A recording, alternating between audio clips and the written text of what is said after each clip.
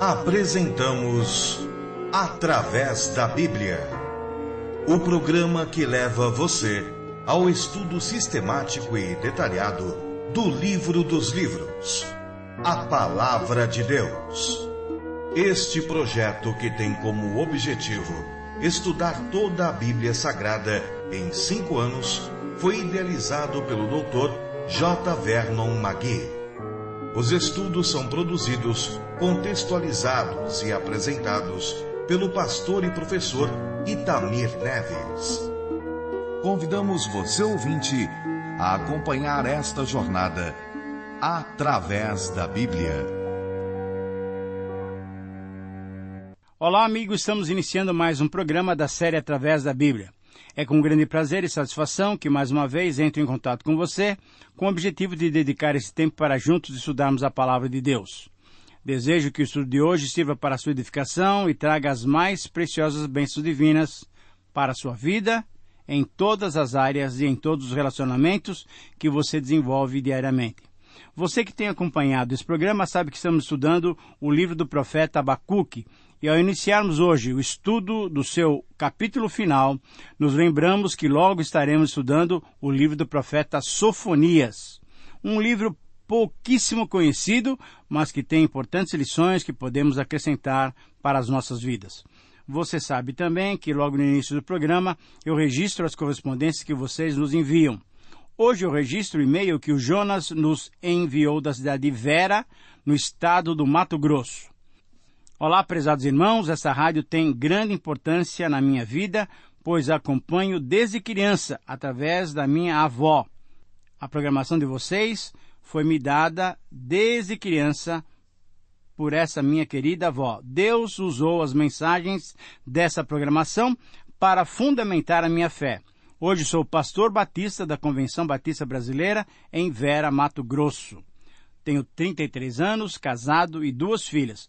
Para mim é um prazer acompanhá-los aqui no gabinete pela internet. Muitas bênçãos sobre vocês. Um abraço do Jonas. Querido irmão, querido amigo, querido colega, obrigado por suas palavras e por seu testemunho. Louvamos a Deus pelo seu ministério e oramos pedindo que Deus te abençoe e que você seja uma bênção para todos que convivem com você. Continue nos dando o privilégio da sua audiência e, na medida do possível, divulgue o nosso ministério. E agora, preparando-nos para mais um estudo e reflexão no livro de Abacuque, convido-o e a todos que nos sintonizam nesse momento a buscarmos ao Senhor através de uma palavra de oração. Vamos orar. Pai querido, obrigado pela tua preciosa graça. E diante da tua graça, da tua misericórdia, nos enchemos de ousadia e penetramos na tua presença pelo precioso sangue de Cristo, para buscar graça para essa ocasião. Senhor, te pedimos que a tua companhia seja experimentada por todos nós em todos os momentos do nosso viver diário.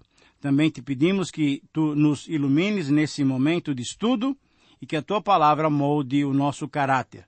Pedimos também que o Senhor nos abençoe no desenvolvimento desse projeto de estudarmos toda a Tua Palavra e publicarmos também os comentários feitos a partir desse programa.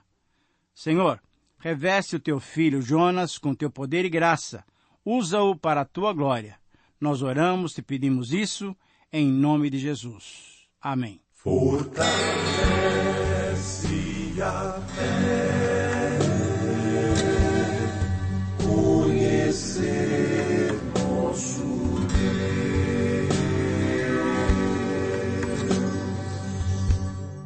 Querido amigo, hoje iniciamos o estudo do último capítulo de Abacuque. Dividiremos o seu estudo em 3 partes. Hoje vamos estudar apenas os versículos 1 e 2, onde o profeta, depois de receber as respostas de Deus às suas dúvidas, às suas queixas e aos seus questionamentos, se coloca agora numa atitude de submissão diante de Deus e ele ora a Deus. Vamos estudar então Abacuque 3, 1 e 2. Capítulo 3, versículos 1 e 2. E o título para a nossa reflexão é A Verdadeira Oração. Abacuque capítulo 3, versículos 1 e 2, sob o título A Verdadeira Oração. Querido amigo, ao introduzirmos o estudo desse terceiro capítulo de Abacuque, notamos que depois de Deus revelar ao seu profeta os seus desígnios, Abacuque reage orando ao Senhor, fala com Deus. E o capítulo 3 desse livro, então, é uma oração em forma de cântico. É, na verdade, um salmo profético. É uma oração profética. É verdadeira oração. Ao ouvir a palavra de Deus, Abacuque teme o Senhor, ou seja, ele reverenciou o Senhor, entendendo de vez que Deus é soberano sobre tudo e sobre todos e controla a história dos povos. Deus faz os povos agirem de acordo com seus eternos propósitos. Abacuque, depois da resposta de Deus, depositou toda a sua confiança no Senhor, sabendo que o justo viverá pela fé. Sabendo que o justo deve viver pela fé. O temor ao Senhor é proveniente dos seus ensinos e das suas declarações. Após, então, ter ouvido as respostas divinas, Abacuque creu em Deus, ou seja, ele seguiu a recomendação que tinha sido dado pelo profeta Miqueias. A voz do Senhor clama a cidade, e é verdadeira sabedoria temer-lhe o nome. Miqueias 6, 9. Embora a obra do Senhor, a que Abacuque faz referência, era o suscitar dos caldeus contra a nação de Judá, conforme Abacuque 1, 6, ele não temeu, ele não teve medo, e muito pelo contrário, ele pediu a Deus que, de fato, implementasse a sua obra, isso é, que avivasse a sua obra. Mas a pergunta ainda é, qual a obra divina que Abacuque estava se referindo? A que obra Abacuque estava pedindo que Deus avivasse? Deus, querido amigo, haveria de levantar os caldeus, povo injusto, cruel e violento, contra o povo de Judá. Porém, Abacuque confiou e clamou pela misericórdia do Senhor. Abacuque sabia que os caldeus eram um povo feroz e impetuoso, e que, segundo o oráculo que viu, Judá seria levado cativo. Porém, à vista desse quadro, um quadro de sofrimento e ignomínia, ele confiava também na misericórdia de Deus. Certamente, Abacuque se lembrou das palavras inspiradas do salmista. Muitas vezes os libertou, mas eles o provocaram com os seus conselhos, e por sua iniquidade foram abatidos.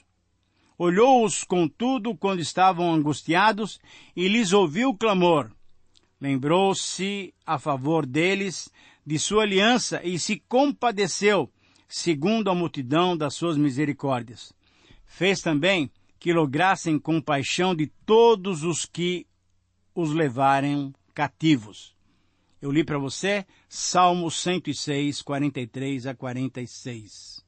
Ora, em nossos dias, essas palavras de Abacuque têm uma interpretação totalmente diversa da ideia que ele procurou evidenciar. Perceba que Abacuque não pediu um avivamento espiritual, como é comum se interpretar essa passagem em nossos dias.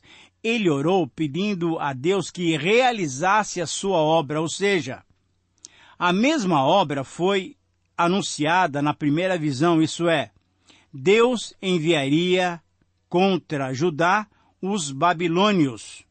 É essa obra que Abacuque estava pedindo para que Deus a implementasse. Perceba que a oração de Abacuque é segundo a vontade de Deus, ou seja, ele não pediu que Deus livrasse a Jacó do castigo. Pelo contrário, ele pediu que os caldeus viessem segundo a palavra anunciada. Mesmo sabendo que os caldeus viriam para destruir Judá, a confiança de Abacuque não foi abalada. Ele confiava que parte do povo de Judá, o remanescente, seria preservado. Não morreremos. Você lembra dessa frase dele? Lá no capítulo 1, versículo 12. Abacuque tinha certeza. Por quê? Porque os caldeus foram estabelecidos somente para castigar o povo de Judá. Deus os tinha chamado para essa missão. Então, como Deus soberano, Ele usa a quem quer, como quer, quando quer.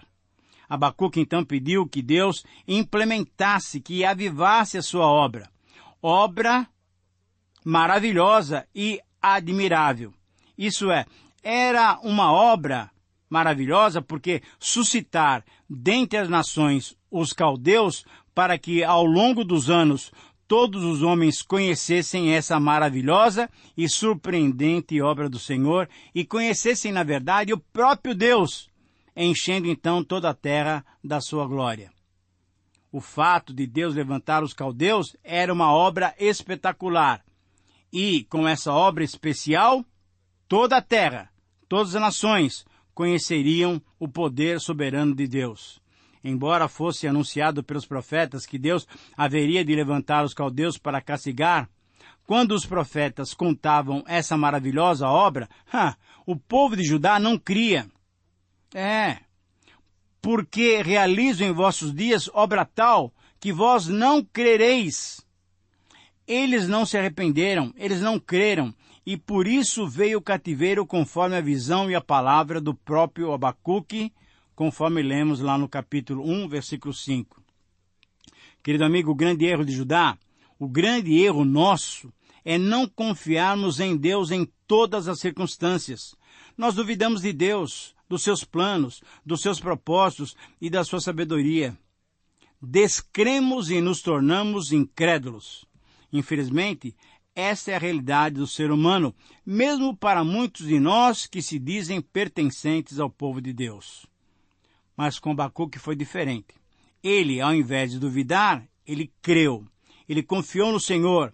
Ele animou-se, pois queria conhecer ainda mais a Deus. Ele queria contemplar as obras do Senhor. Queria conhecer mais esse Deus soberano e todo-poderoso que nós temos. E a melhor prova de que confiamos em Deus é pedir para Ele cumprir a sua vontade. É pedir para Ele que desenvolva os seus planos. Abacuque então confiou e orou e pediu que Deus concretizasse a sua obra, a visão que ele tinha dado ao seu profeta anteriormente. Querido amigo, será que teríamos a mesma atitude de Abacuque? Será que teríamos esse mesmo ardor de Abacuque por ver a gloriosa e surpreendente manifestação de Deus? Esse é o desafio do texto para todos nós. A verdadeira oração deve revelar nossa submissão a Deus. Então, com base nos versículos 1 e 2 do capítulo 3 da profecia de Abacuque, temos esse título: A verdadeira oração deve revelar nossa submissão diante de Deus. Esse é o título e essa é a proposição e esse é o desafio do texto para nós. Você tem feito suas orações? A sua oração é uma oração verdadeira? Eu repito, a verdadeira oração deve revelar nossa submissão diante de Deus. E nesse texto nós vamos encontrar 3 atitudes submissas que devemos ter em nossas orações. 3 atitudes submissas que vão comprovar que a nossa oração é uma oração verdadeira. A primeira atitude que devemos ter é reconhecer a grandiosidade das palavras de Deus. Veja o versículo 2. Eu vou ler para você o versículo 1 e 2, porque esse é o contexto da nossa meditação no programa de hoje. Tenho ouvido ao Senhor as tuas declarações e me sinto alarmado. Querido amigo, aqui temos uma descrição da atitude de Abacuque. Sua oração demonstra confiança, demonstra sua crença nas ações e nas manifestações de Deus. Por todo esse capítulo ele vai se expressar nesse lindo salmo de confiança. Os 2 lamentos de Abacuque insinuaram que para ele a sua maior preocupação era a compreensão da própria pessoa de Deus. Ele queria resolver a aparente contradição entre a sua concepção de Deus e a situação atual do país. E ele queria também entender a invasão babilônica que Deus lhe tinha revelado. Mas tendo como base as respostas divinas, Nesse capítulo, ele se expressa nessa oração de fé e confiança. Querido amigo, as declarações de Deus, mesmo que num primeiro momento não fizessem sentido para o profeta, lhe inspiraram temor e fé. Deus tinha lhe declarado objetivamente que levantaria os babilônios, uma nação violenta e idólatra, que marchava pela largura da terra e apoderava-se de moradas que não eram suas, conforme capítulo 1, versículo 6. Deus tinha mostrado ao seu profeta, tinha lhe declarado objetivamente, que havia uma tremenda diferença entre os justos e os orgulhosos, pois os justos viveriam pela fé, conforme capítulo 2, versículo 4. Querido amigo, quando a doença é muito séria, o remédio tem que ser muito forte. Os caldeus, então, seriam um instrumento de Deus para corrigir o seu povo, o povo de Judá. Um povo duro de coração, mas que tinha visto a manifestação de Deus através de Moisés, de Josué, de Elias, de Eliseu, de Davi. Um povo que tinha sido cuidado pelo Senhor com todo carinho. Era, entretanto, um povo rebelde, um povo de dura cerviz, que se levantava contra o Senhor. Porém, o Deus que cremos e amamos, ele corrige, ou seja, o ímpio não sai vencedor da guerra. Pode até vencer uma batalha, mas no fim ele será destruído, e com isso é necessário que aprendamos a confiar ainda mais no Senhor.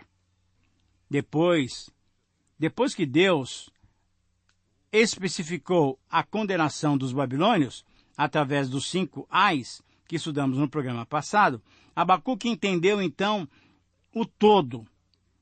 E Judá também deveria entender que as palavras de Deus mereciam todo o crédito. Num avivamento, Deus fala de forma clara e contundente.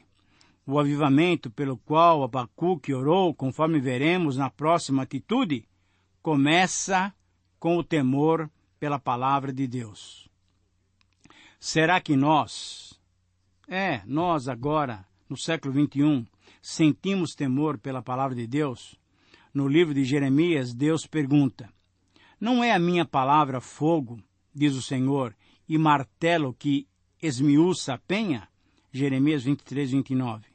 Ora, querido amigo, se a palavra de Deus é como um fogo, é preciso que o incêndio comece a partir das nossas vidas, a partir de cada um de nós. Se a palavra de Deus é como um martelo, então precisamos continuar a martelar, porque ainda não martelamos o suficiente para que a palavra de Deus possa causar impacto na vida do nosso povo. Abacuque entendeu essas palavras e por isso ele se sentia alarmado, ele se sentiu impactado. A palavra de Deus não é uma espécie de terapia ou de sedativo que tranquiliza a consciência dos pecadores.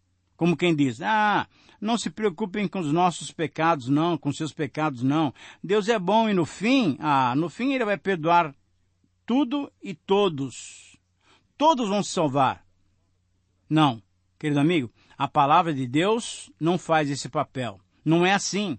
Se a palavra de Deus não causar impacto, não nos deixar alarmados, se a palavra de Deus não provocar qualquer temor nos nossos corações, é porque ainda não estamos prontos para o avivamento. E por isso mesmo é que Abacuque clamou para que Deus reavivasse a sua obra. Você está disposto a ter esse avivamento em sua vida? A segunda atitude que devemos ter nessa verdadeira oração é clamar para que Deus reavive continuamente a sua obra. Exatamente o versículo 2. Aviva a tua obra, ó Senhor, no decorrer dos anos. Querido amigo, como estudamos no programa passado, no capítulo 2, versículo 20, Yahvé tinha dito que todos deveriam se calar diante dele. O último versículo do capítulo 2. E ali terminava o seu diálogo com o profeta. Entretanto, Abacuque respondeu às últimas palavras do Senhor com esta oração. É todo o capítulo 3. Essa oração era em forma de poesia para ser cantada. Na verdade, era um salmo. É bem provável que esse salmo tenha causado tão grande impacto que, posteriormente, ele foi cantado por todo o povo durante as celebrações. Assim como a revelação que Abacuque teve de Deus era para ser entendida por todo o povo, assim também a sua oração foi entendida e cantada por todo o povo, pois serviria de edificação e transmitia confiança a todos do povo de Deus. Abacuque mostrou aqui então a confiança exigida por Deus. É essa confiança lá do capítulo 2, versículo 4, o justo viverá pela fé. Então Abacuque pediu que Deus avivasse, concretizasse, efetivasse a sua obra. Abacuque pediu que Deus fizesse logo com que os babilônios invadissem Judá para disciplinar sua nação que agia injustamente, mas ao mesmo tempo ele pediu também que Deus logo executasse o juízo contra a Babilônia, seu instrumento de justiça, mas que tinha sido exagerada na sua relação com as demais nações conquistadas. Por sua crueldade e violência, a Babilônia também deveria ser punida. A expressão "aviva a tua obra, ó Senhor", no decorrer dos anos, deve nos fazer pensar no avivamento que nós necessitamos. Os grandes despertamentos espirituais na história do povo de Deus, no Antigo Testamento, no Novo Testamento e especificamente durante a história da Igreja, foram resultados da intervenção divina.